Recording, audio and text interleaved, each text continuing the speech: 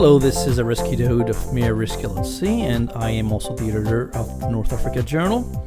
Today is the 8th of October, and in this episode we're going to remain in North Africa, specifically in revisiting Algeria after a recent brief review of Egypt. Why Algeria? Well, because the country is bracing for yet another election on the 1st of November, with the government of President Tebboune pushing for a new constitution.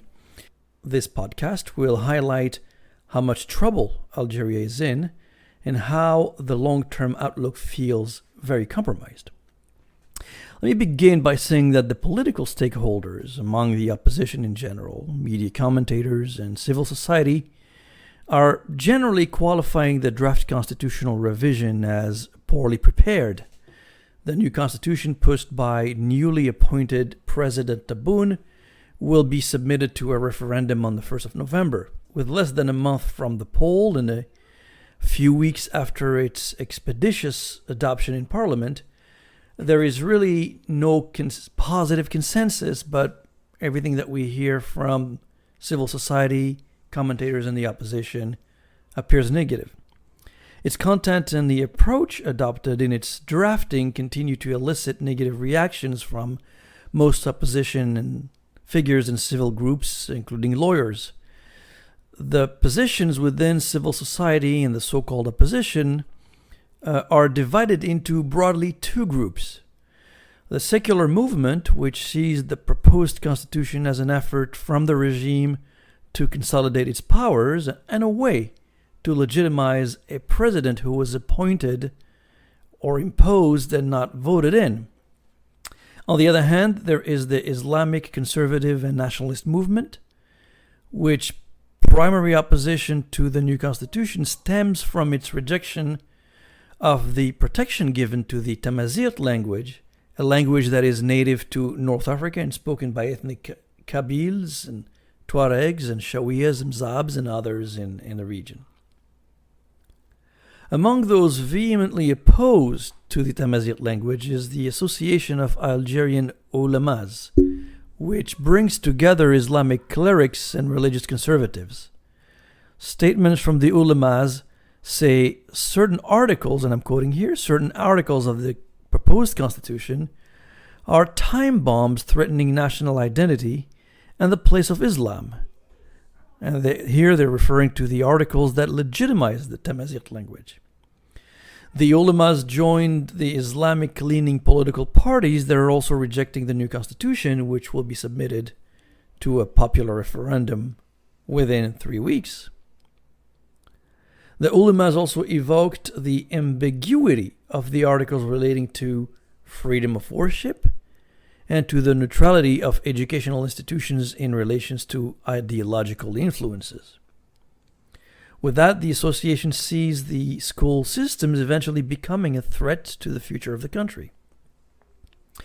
Even if, in these press releases, the ulamas do not give voting instructions, their positions is consistent with that of several Islamist parties, as I mentioned, which have expressed the same reservations on issues of identity in the constitution.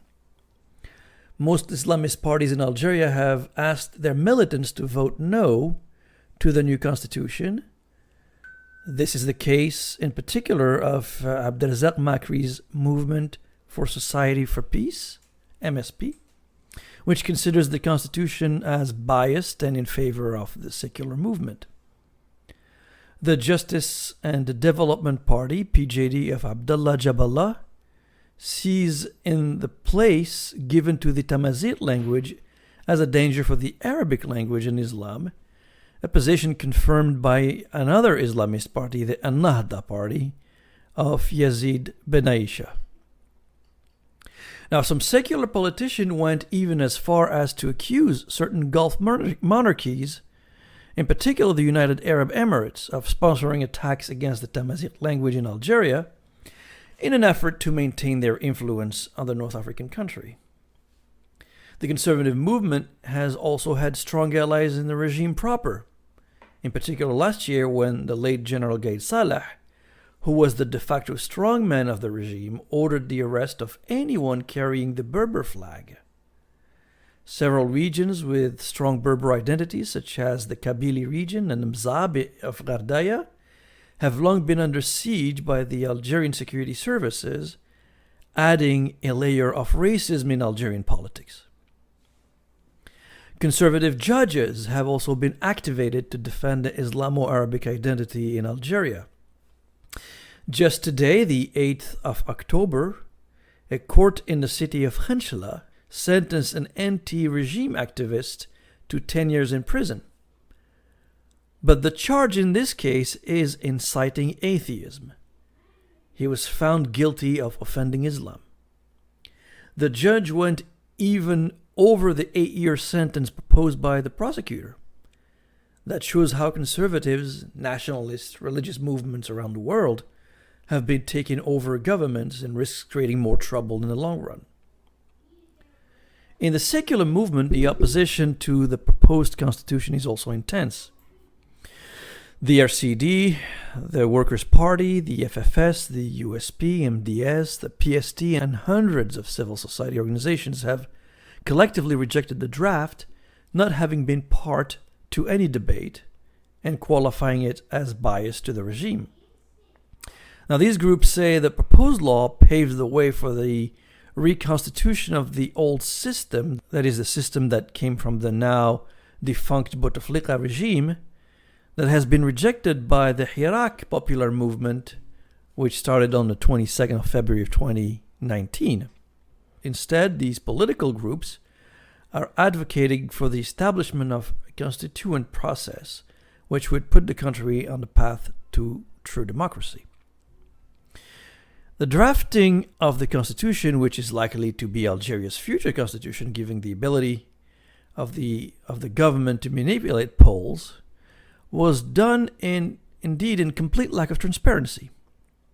After the committee in charge of drafting it advocated a consensual approach and promised a wide debate with the participation of no less than 1,700 experts, a document published on the presidency's Facebook page showed the committee worked by collecting proposals made by anonymous sources, essentially people who have chosen pseudonyms and usernames that are impossible to identify or track.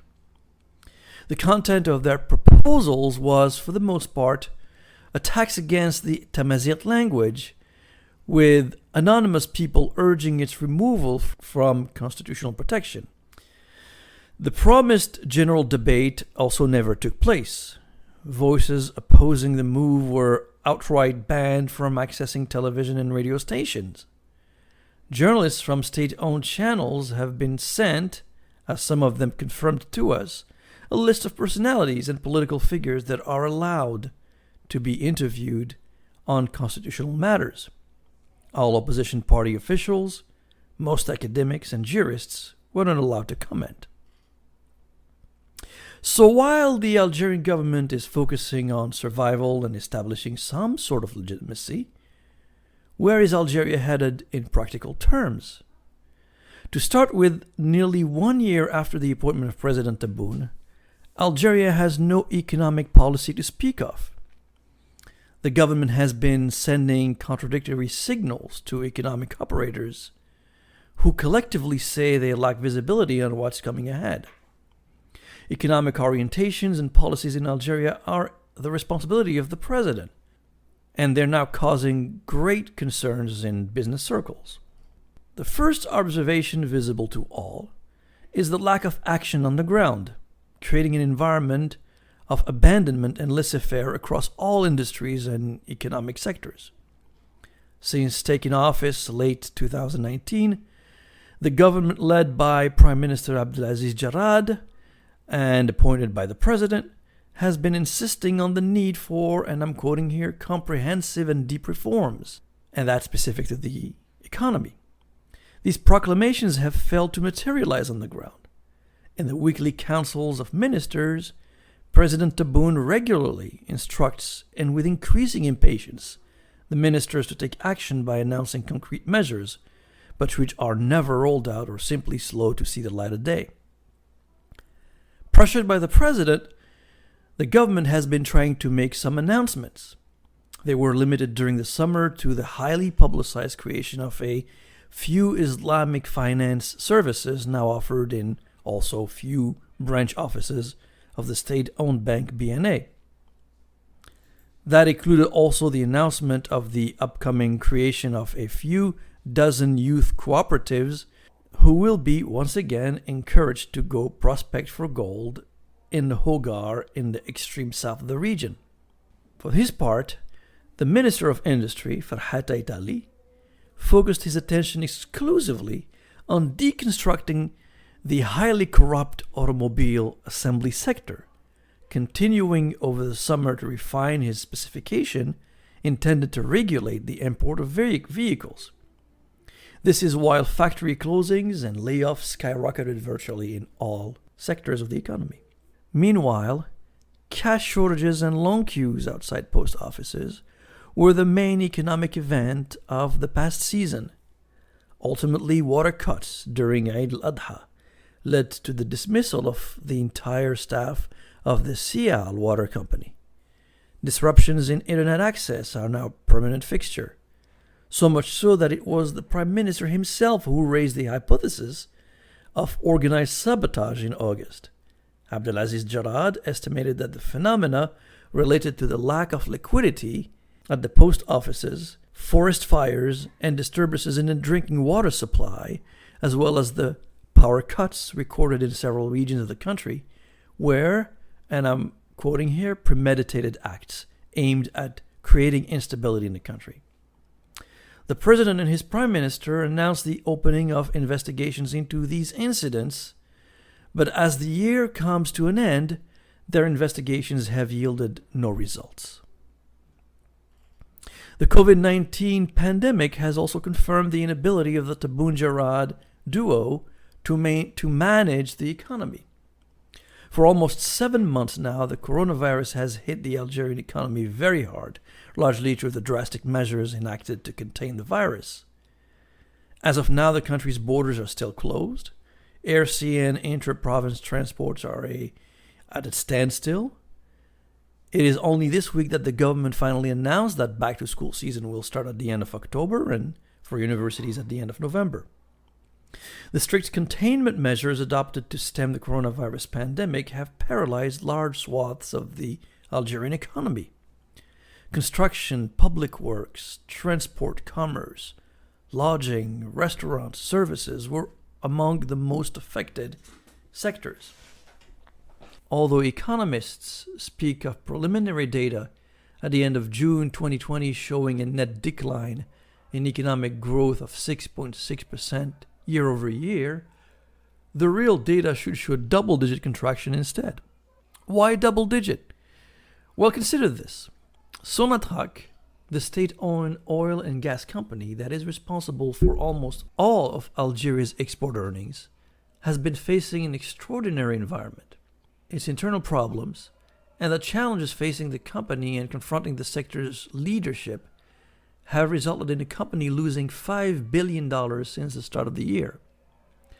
The losses can be explained by the fall in the country's production as a result of operational blunders, the freezing of activity in several drilling rigs, the freezing of production activity of a dozen oil fields in the south since May 2020, are among the various issues that have greatly disrupted daily production.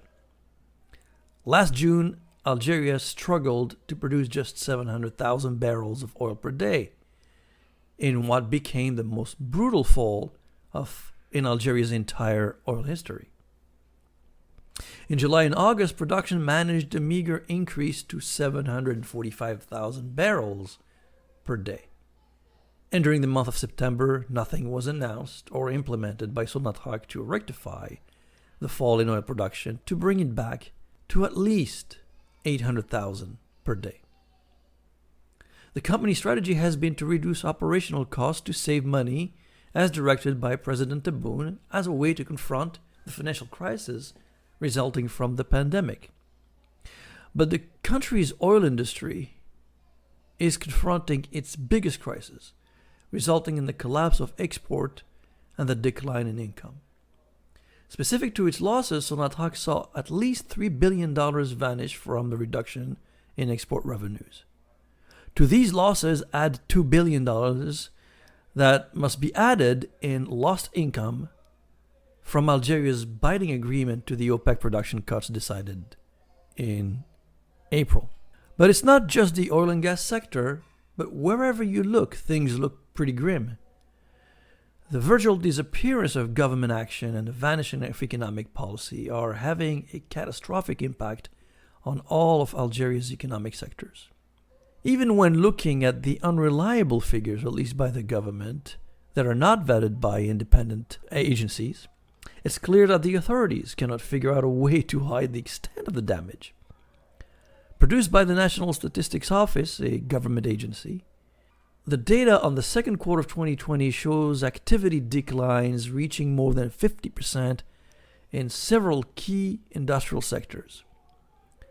The Algerian government would have been forgiven if the cause of the economic collapse was only attributed to COVID-19. The virus, however, is only part of a bigger picture that includes a government that cannot control its own affairs and entrenched corruption. What is even stunning is that the decline this year came on top of last year's economic crash due to the political protests all along 2019 that essentially crippled the government and froze all economic activity. So the situation is horrific on top of a very bad year. Take, for example, a sector that was at the center of the country's industrial policies of the 1970s and the 1980s, the heavy industry. ONS says the steel, metal, mechanical, electrical, electronic industries collectively managed to fall by 55% in value terms year over year during the second quarter of 2020. This means that while 2019 was a terrible year given the Hirak protest movement and the destabilization of government due to the dramatic end of the Bouteflika regime, this year the collapse is even steeper, essentially wiping out decades of industrial momentum. The lighter industries, such as textile, also fell by 27% in terms of value. Wood and paper industry lost 37% of their value. Footwear production was down 55%. No single sector has been spared by the crisis. The Tebboune administration looked at what industrial countries have been doing to mitigate the impact of the pandemic and its inevitable general slowdown, and made several economic and financial decisions that were proven to be symbolic instead. The first was to help stakeholders in civil service and in state-owned industrial sector, in which more than 50% of the workforce was required to stay at home while continuing to receive salaries. Steps were taken later to support private businesses and preserve jobs. In addition to the postponement of tax payments and the elimination of penalties for delays in carrying out public contracts, companies have benefited from a postponement until the fourth quarter of this year of the repayment of bank loans. But industry insiders consider the measures decided by the government in favor of private companies as extremely insufficient. Beyond managing the impact of the pandemic, which sums up the first year of President Tebboune's 5-year term, economists are now wondering about the ability of the Algerian government to create policies and orientations that are sustainable on the long run and can create growth.